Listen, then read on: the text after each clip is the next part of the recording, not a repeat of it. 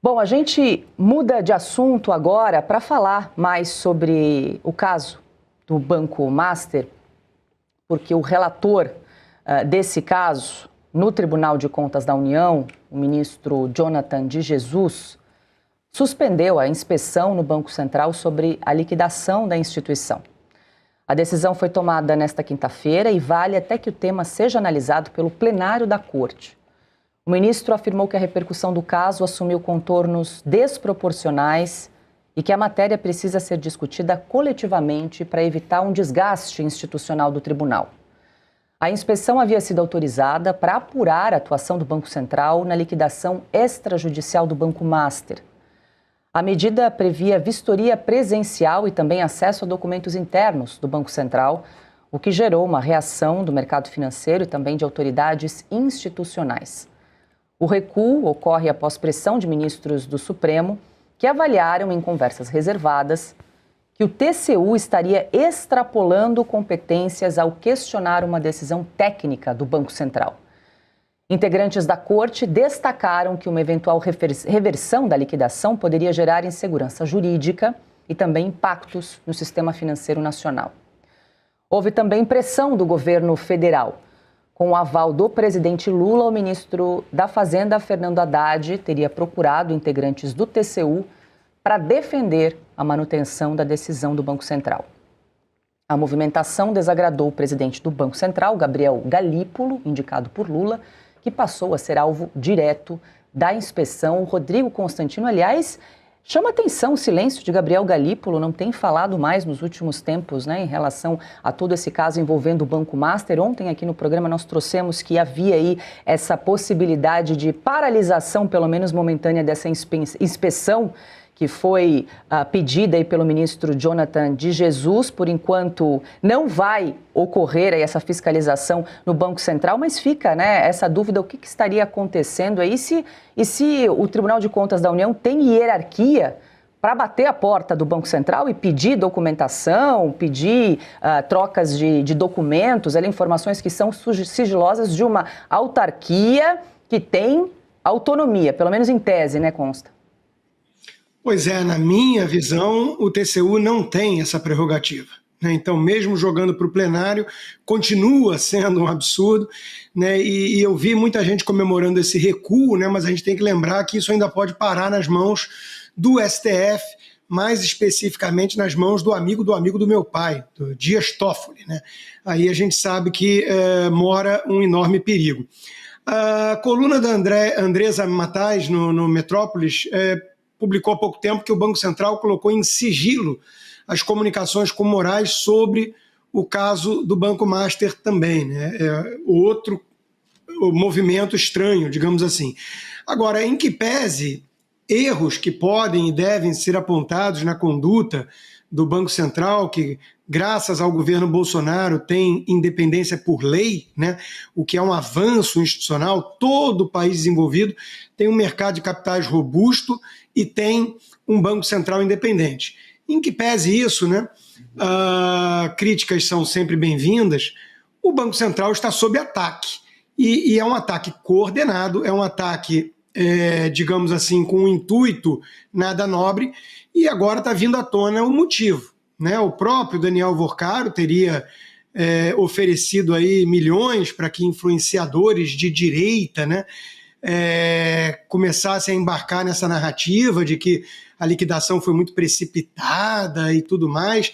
Bom, se a liquidação foi alguma coisa em relação ao tempo, ela foi atrasada. Já havia inúmeros indícios ali, sinais de fraude, O Banco Central demorou muito a agir.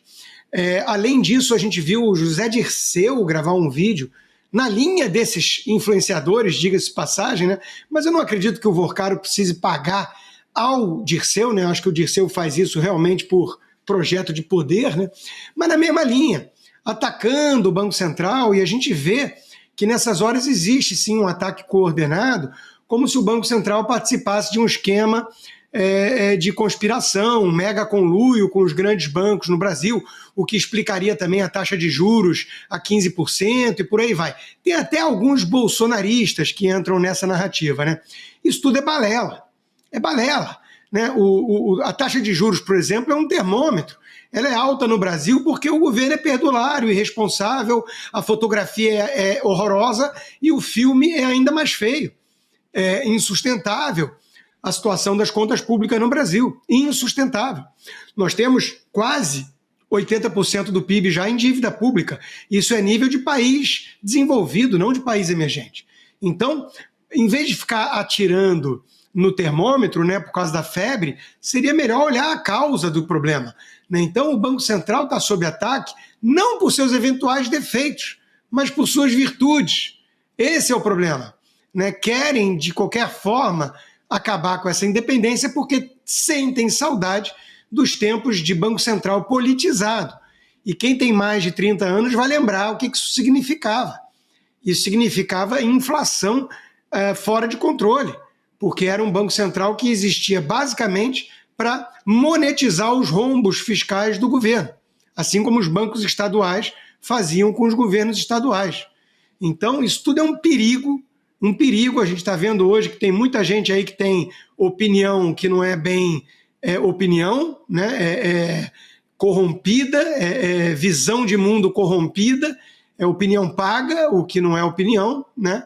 E isso tudo tem um motivo nada nobre por trás, tentar destruir a independência do Banco Central. Bom, quero ouvir o Caute e o Marcília, mas o Consta trouxe um ponto e a gente coloca aqui também para discussão. O Banco Central ele colocou sob sigilo informações trocadas com o ministro Alexandre de Moraes sobre justamente esse processo de liquidação do Banco Master. A informação foi confirmada depois da negativa do órgão a um pedido que foi feito via Lei de Acesso à Informação pelo portal Metrópolis, pela jornalista Andresa Matais. O Banco Central recusou a divulgação de registros de reuniões, datas e trocas de mensagens, alegando proteção de dados patrimoniais, pessoais e também sigilo profissional. Segundo o presidente do Banco Central, Gabriel Galípolo, todas as tratativas sobre o caso Master teriam sido formalmente registradas. Ele afirmou que reuniões e comunicações foram documentadas, mas o conteúdo permanece inacessível ao público. E aí, Marcília, é que chama a atenção, e nós chamamos a atenção justamente sobre esse fato no fim do ano passado, que Galípolo disse em outras ocasiões que sim, estava tudo documentado, todas as ações que foram feitas, todas as reuniões, estava tudo certo. Aí a jornalista bate a porta do Banco Central, então manda essa documentação que a gente quer a formalização de todos esses contatos, afinal são autoridades, não são conversas pessoais. E aí ele determina sigilo porque teria ali questões de cunho sigiloso, o que é bastante questionável, né, Marcília? E controverso. Quer dizer, o Galípolo disse nessa entrevista coletiva que teria tudo preservado, inclusive num tom de estou me defendendo, não venham para cima de mim que eu tenho tudo documentado. Quer dizer, documentos, portanto, que seriam passíveis de serem mostrados. Ninguém ia dizer assim, eu tenho documentos, mas não vou mostrar, então eu não tenho documentos.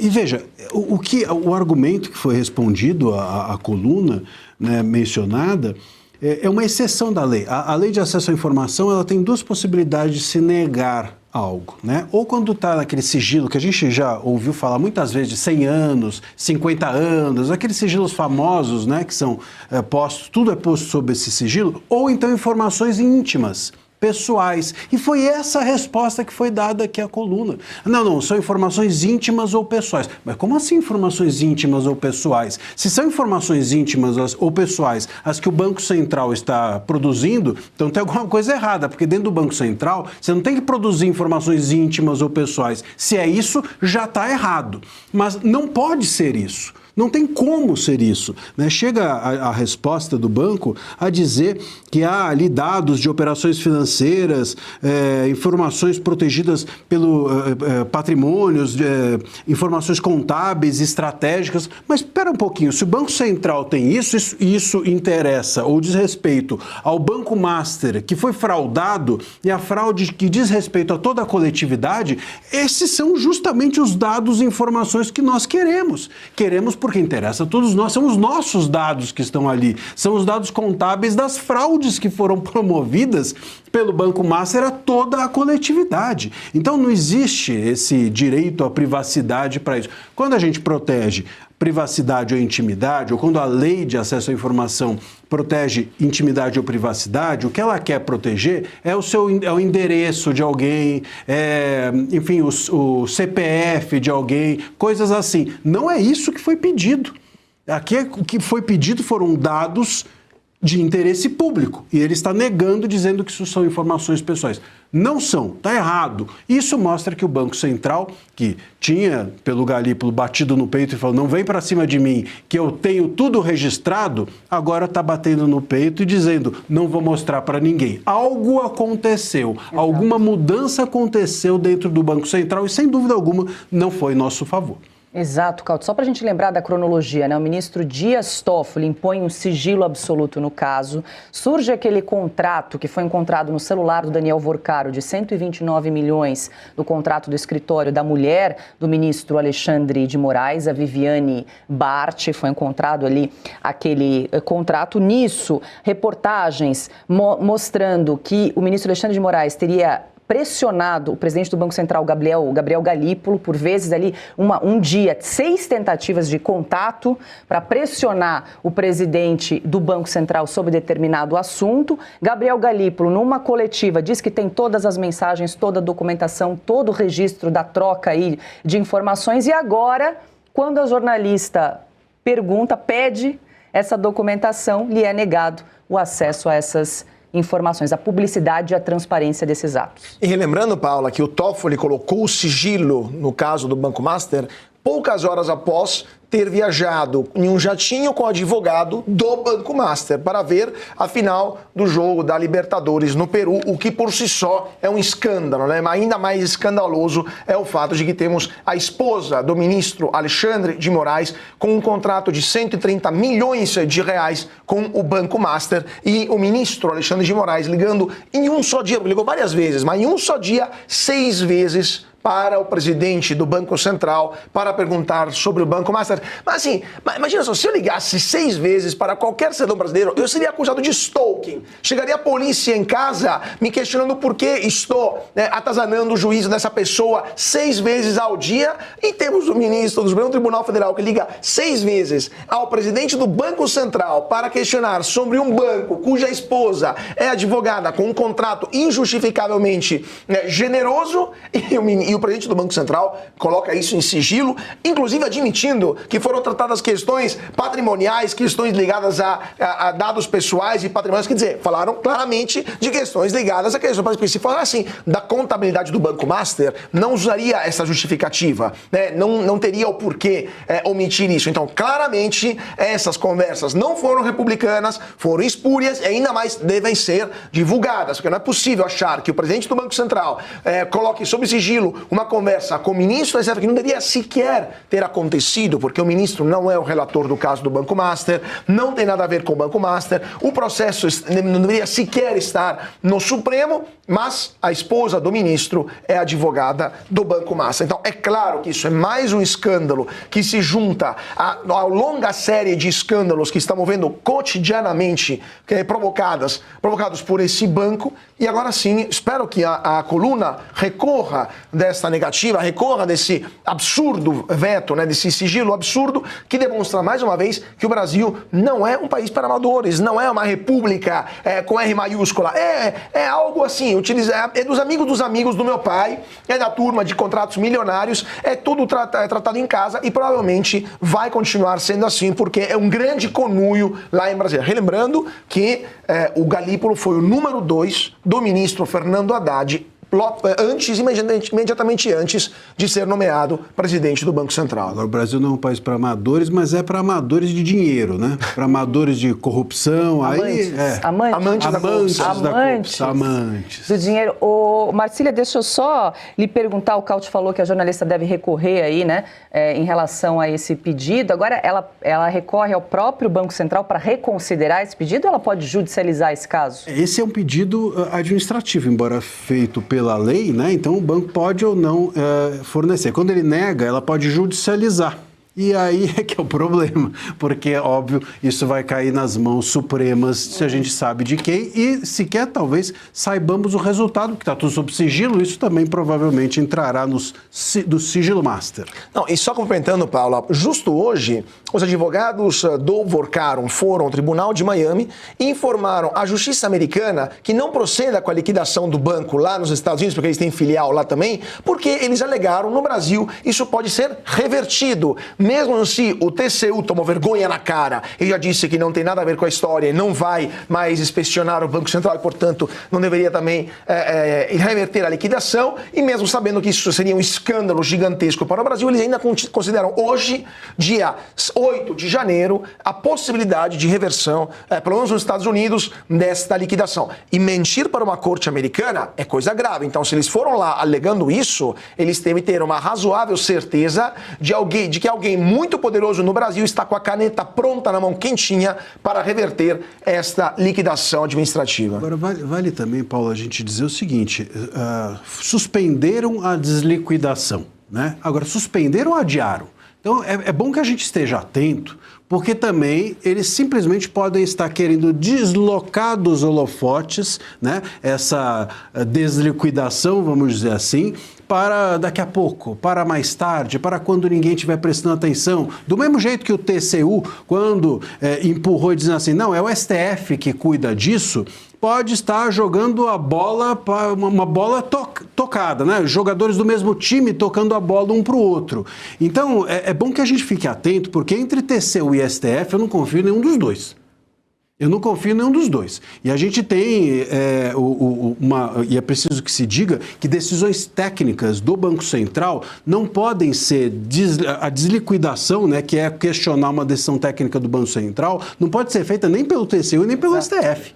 Por nenhum dos dois, porque o Banco Central tem autonomia para dar decisões técnicas. Pois é, mas até vou jogar para o Consta, porque ontem o presidente do TCU, Vital do Rego, disse que não, essa questão de reverter a liquidação seria competência do Supremo Tribunal Federal. Você acha que isso ainda está na mesa, Consta, essa possibilidade?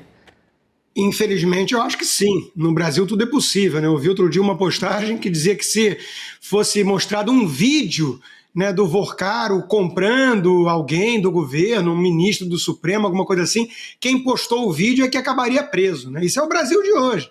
Então, achar que vencemos essa guerra, ou essa batalha que seja, que houve um recuo do TCU e que esse assunto está encerrado, é muito prematuro, mas muito prematuro, né? Eu estou com uma sigla, eles estão tocando bola e talvez esperando um momento adequado para desliquidar um banco que foi liquidado de maneira, inclusive, tardia, volto a repetir aqui, pelo Banco Central, que é quem tem autonomia e competência para isso, né? Vamos lembrar que o BRB esteve em Jersey, acho que Bahamas, procurando por ativos, né? O BRB que quase entrou nessa furada aí de uma fraude de 12 bilhões de reais, teve procurando ativos e recebeu como resposta que não existe ativo algum, liquidez alguma. Quer dizer, nós estamos lidando aqui com picareta de marca maior, é postura de gangster.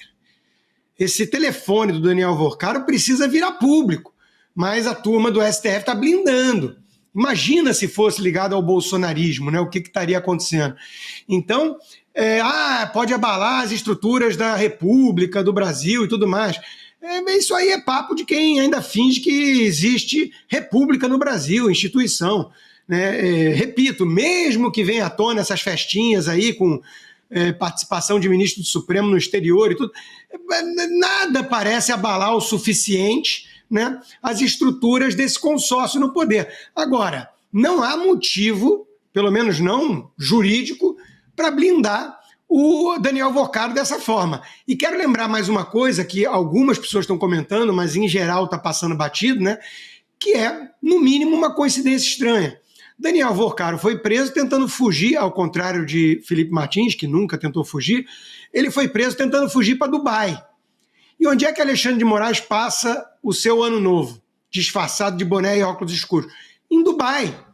Pode ser coincidência, pode ser que o Alexandre de Moraes tenha levado a sua esposa para comemorar o contrato com o Banco Master de 129 milhões, o fim da Lei Magnitsky, usar as praias de Dubai maravilhosas para ela poder ficar de biquíni à vontade, eles poderem beber à vontade em Dubai, ou pode ser que não seja apenas coincidência, o destino igual ao do Vorcaro, né? Então eu, hoje em dia, me reservo ao direito de acreditar em algumas teorias da conspiração, porque o Brasil se mostrou um palco fértil para muita conspiração.